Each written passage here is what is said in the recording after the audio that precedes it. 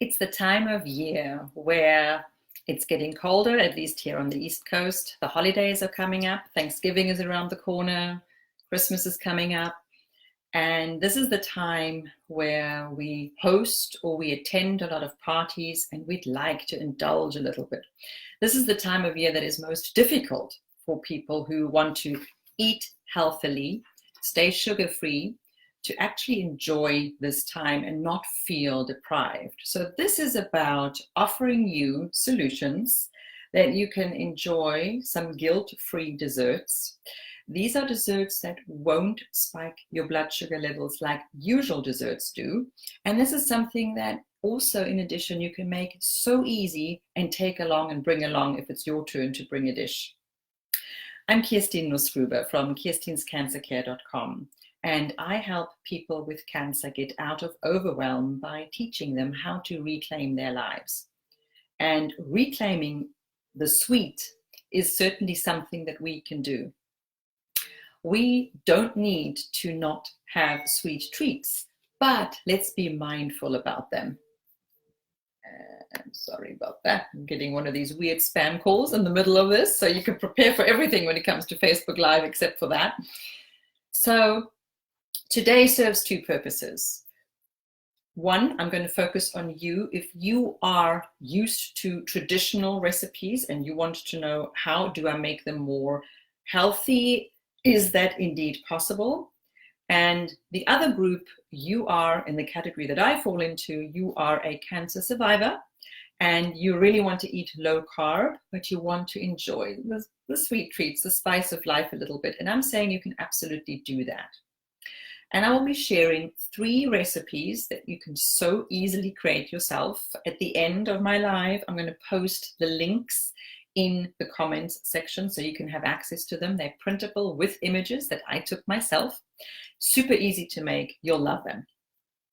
So let me start by focusing on the sugar part of desserts, because what's wrong with desserts? It's about the sugar load, and meaning the carb load. We want to keep that low.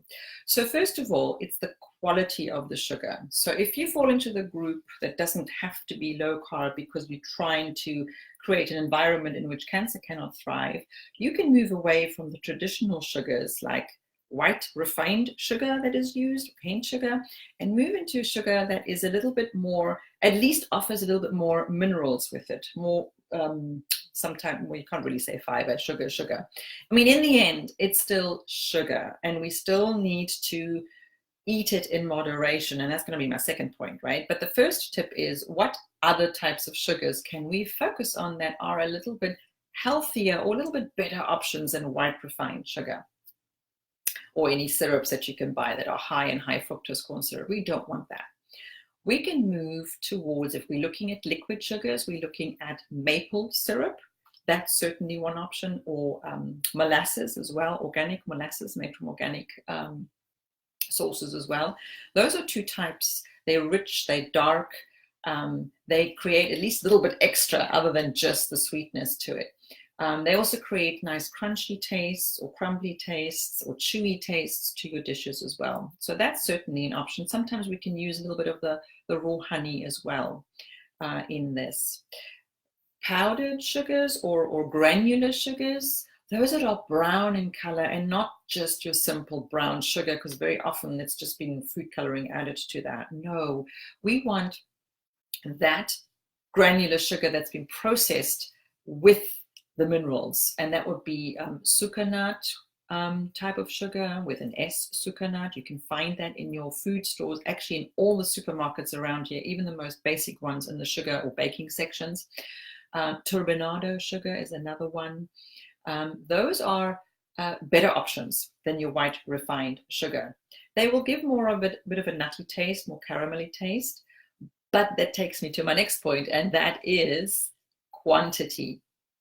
Now, any recipe that I come across when I search for new recipes, I will always reduce the sugar content. Why? Because I'm at that point where I have reduced my sugar threshold to such a degree that I just don't need that much sweet anymore.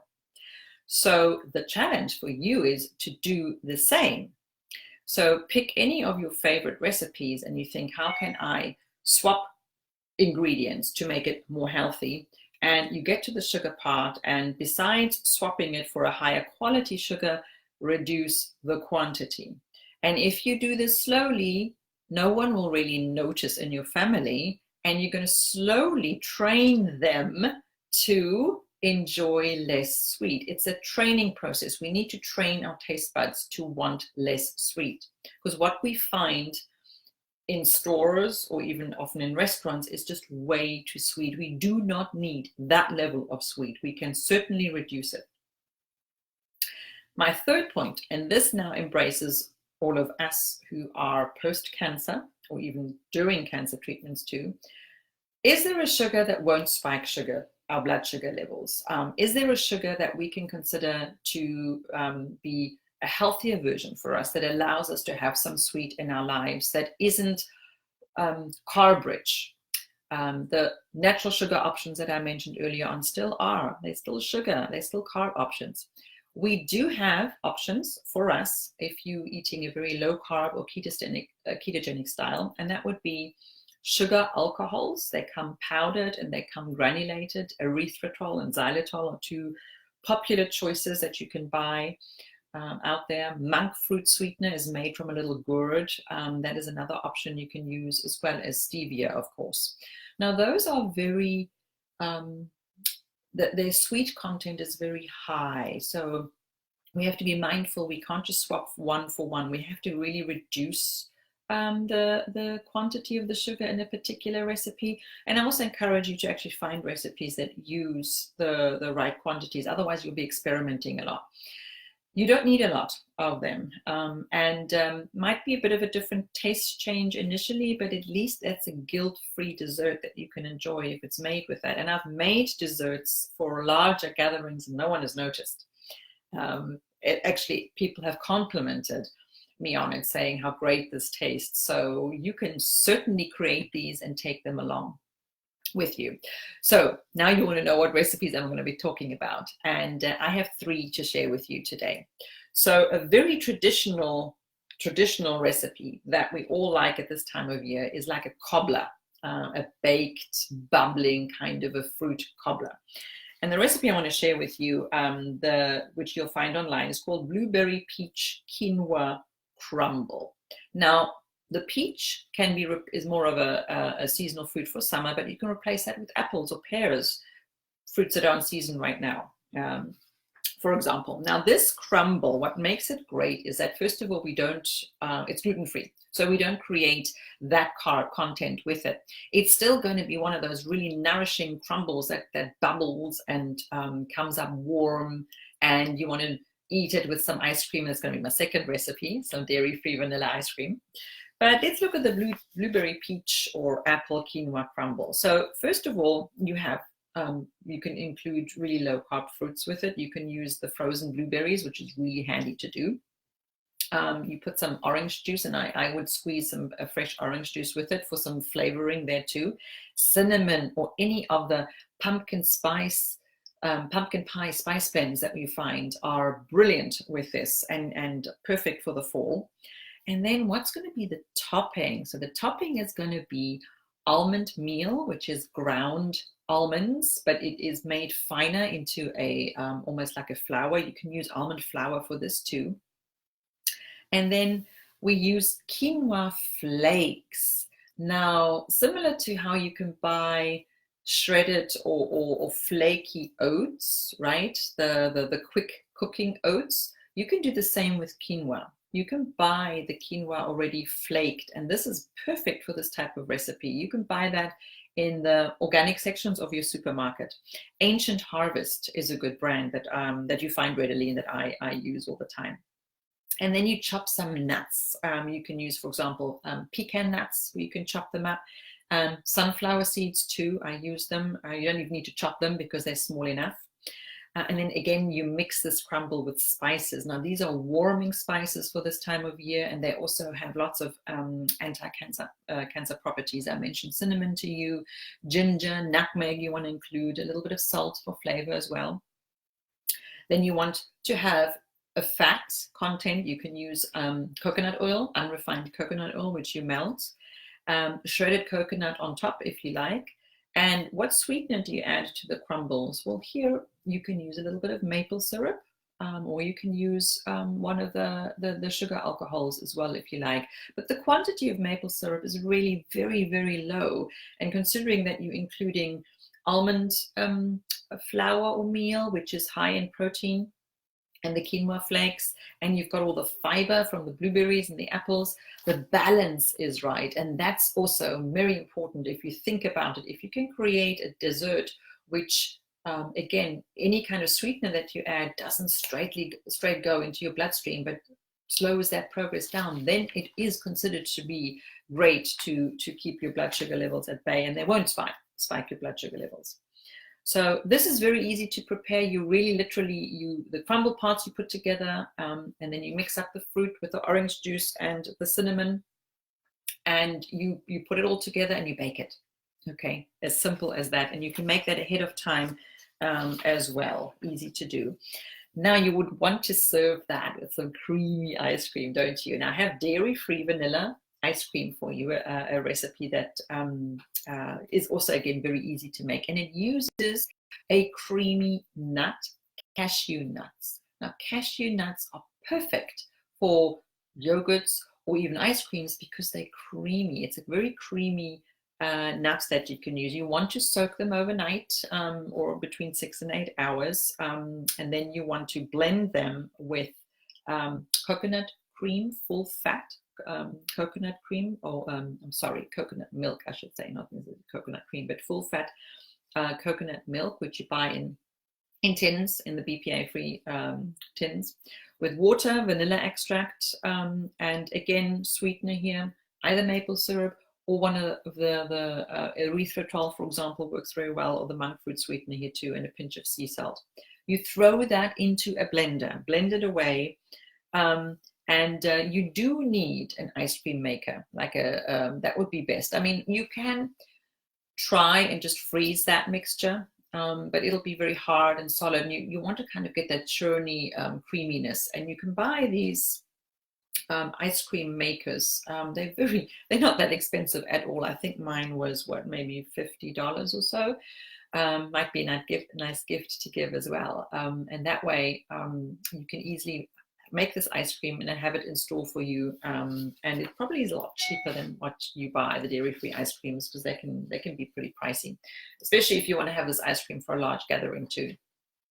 And the third recipe, and this is so super easy, fits perfectly with this time of year. It's the lightest pumpkin pudding ever recipe. That's how I've called it.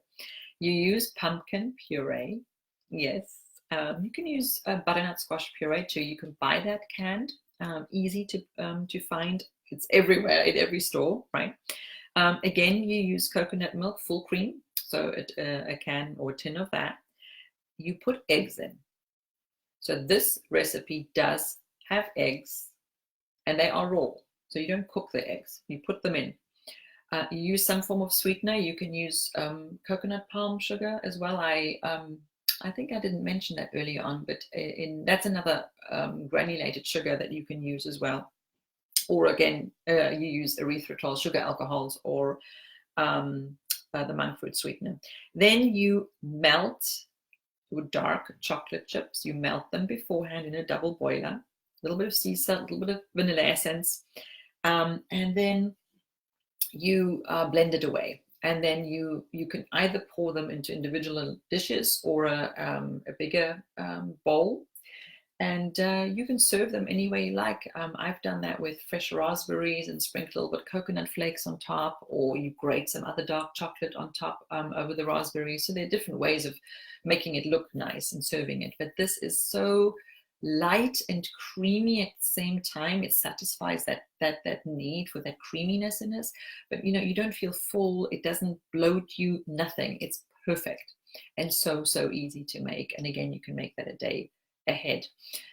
A little tip, I made that last week actually, and I inadvertently grabbed a tin of coconut cream rather than coconut milk. Now, coconut cream will make this go pretty more solid, so it doesn't have the smooth mousse-like consistency, but it becomes, once it settles, it kind of becomes like blob-like, and it doesn't look that nice if you have to scoop it out of a bowl. So you want to pay attention to that. And I did want to mention the sugar alcohols, the erythritol, the xylitol. Some of us may have some digestive upsets with these types of sugar alcohols. So you really want to test yourself and see if you fall into that category. They won't be serious upsets. I have not come across that. You might just have a bit of stomach, a little bit of cramping. I mean, not serious. It's a little bit of stomach cramping. Some get a little bit more runny stools, but this is not full-blown diarrhea. And it's very rare that you find that, but if you do react that way and you're wondering what that is, it could potentially be associated with sugar alcohols. But generally, I find that people who are very sensitive anyway, if you're sensitive to other foods and react easily, then you may fall into that category. But test it out. Or use a monk fruit sweetener or even stevia in a place for that, and see if that should not give you those results. It's generally the sugar alcohols that could potentially cause that. So just a little bit of warning. Just wanted you to know. Now, you can find those recipes on my website, Kirstin'sCancerCare.com. Don't forget that S, Kirstin'sCancerCare.com. I will post the links here too in the comment section, so you can go straight there. And why don't you follow me on Facebook? I post informational videos here.